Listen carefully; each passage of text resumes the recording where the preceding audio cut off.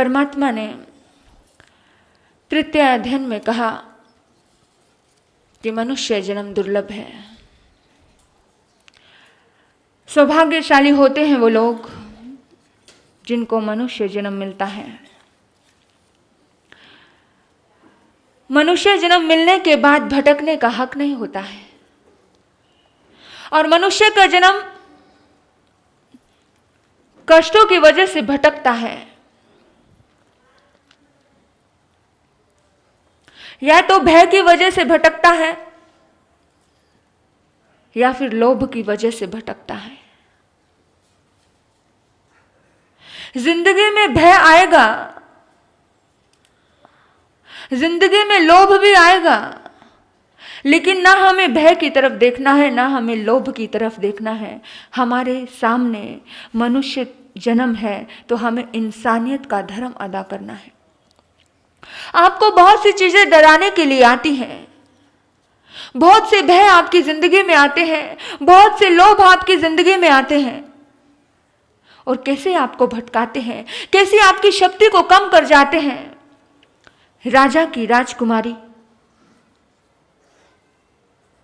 राजा बहुत प्यार करता है अपनी राजकुमारी से। राजकुमारी दौड़ने में बहुत निपुण थी,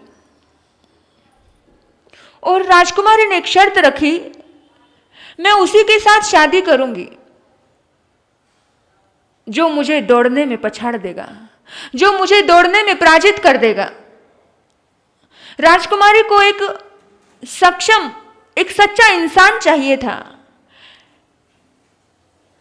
सच्चे इंसान से प्यार चाहिए था, जिसके भीतर में मनुष्यता का भाव हो।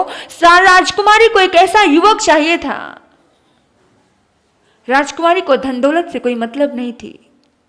राजकुमारी ने परीक्षा ली, बहुत से युवक आए, बहुत से राजकुमार आए, लेकिन वो राजकुमार थे, वो धन दौलत से राजकुमार थे, वो दिल से इंसान नहीं थे। वो दिल से इंसान ढूंढ रही थी कि किसी के भीतर में मनुष्यता का भाव प्रकट हो। राजकुमारी ऐसा पति चाहती थी। आप कैसा पति चाहते हैं? कैसा चाहते थे जब आप शादी नहीं हुई थी? कैसा पति चाहते थे? हाँ, आप लोगों ने तो देखा, उसके पास गाड़ी है, उसके पास बंगला है। हमने बाहर की चीजें देखी, इसलिए प्रेम खो गया। आपने प्रेम को देखा होता तो बाहर की चीजों की तरफ ध्यान नहीं जाता। देखिए, आप अपनी लड़की को देखने जाते हो तो कैसा लड़का ढूंढने जाते हो? पहले तो हम बाहर की चीजें ही देखते हैं ना, वो तो बाद की बात है। 2 घंटे के लिए मिला तो कोई अच्छा ही मिलेगा। हाँ, विचार कीजिए। लेकिन राजकुमारी समझदार थी। राजकुमारी को एक अच्छा इंसान चाहिए था, एक सच्चा इंसान चाहिए था। लोग कहते हैं कि आज ढूंढने से कोई अच्छे लोग नहीं मिलते, आज ढूंढने से भी कोई अच्छे लोग नहीं मिलते। लेकिन मैं आपको कहूंगी कि दुनिया को एक अच्छे लोगों की तलाश है, एक अच्छे इंसानों की तलाश है। आपको भी एक अच्छे इंसान की तलाश है। तो क्यों ना आप खुद कुछ अच्छे इंसान बन जाए? क्यों ना हम खुद अच्छे इंसान बन जाए? जब हम अच्छे इंसान बनेंगे तो हमारी वजह से किसी दूसरे की तलाश तो रुक जाएगी। हम अपने आप से शुरुआत कर लें। राजकुमारी तलाश करती है, जो भी आता है दौड़ता है, दौड़ लगाता है। लेकिन जैसे ही कोई, सब राजकुमार बलिष्ठ थे, जैसे ही कोई राजकुमार उसे आगे बढ़ने लगता है तो ऐसी अद्भुत हीरो से जड़ी हुई एक बॉल फेंक देती है।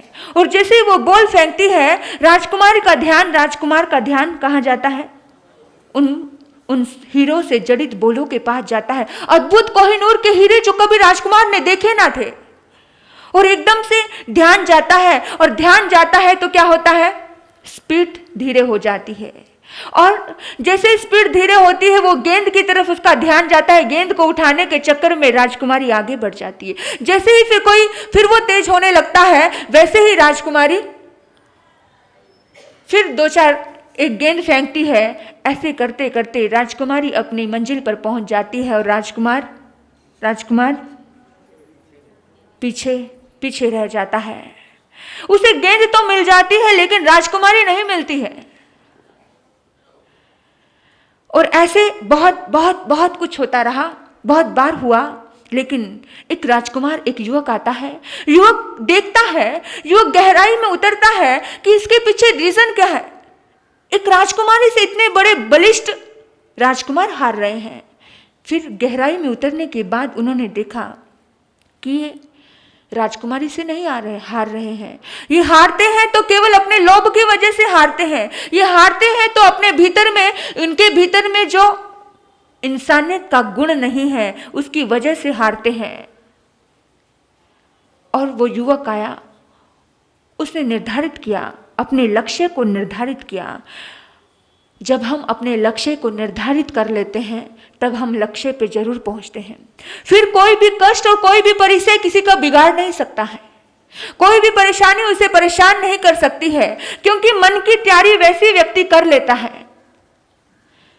हमने मन की तैयारी की है कि हमें लोच करवानी है, तो हमें ये लोच का काया क्लेश तब हमें ये दुख नहीं देता है, हमें परेशानी नहीं होती है। मन की तैयारी करने के बाद कोई भी दुख आपको दुखी नहीं करेगा, क्योंकि मन की तैयारी है।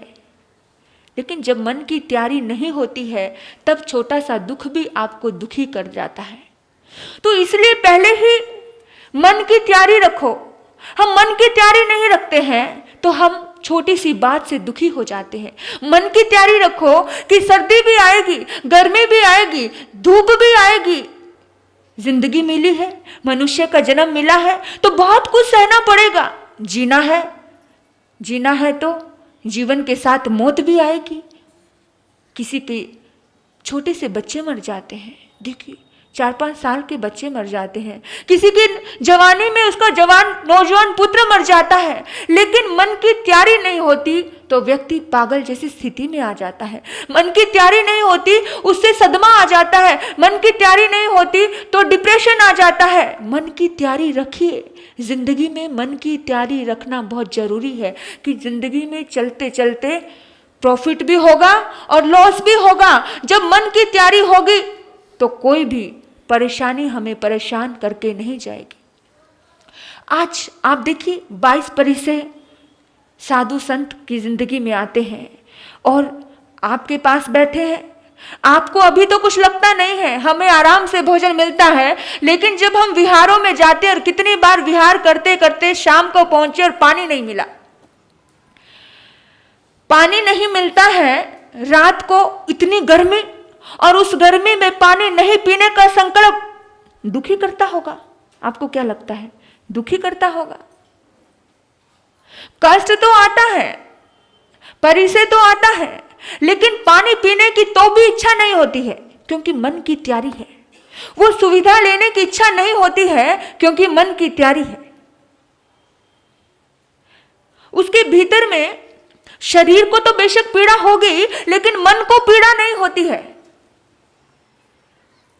जिंदगी में, आपकी जिंदगी में आप जब जब भी अपनी मर्यादाओं से बाहर जाते हो, आप अपनी इंसानियत को खोते हो, आप अपने धर्म को खोते हो। आपके हिसाब से बात करती हूं, क्योंकि आप सभी यहां सुनने आए हो। सपोज कीजिए आपने एक संकल्प लिया है कि मुझे नॉनवेज होटल में खाना नहीं खाना। आपने संकल्प लिया है कि मुझे शाकाहारी, मैं पूर्ण रूप से शाकाहारी हूं।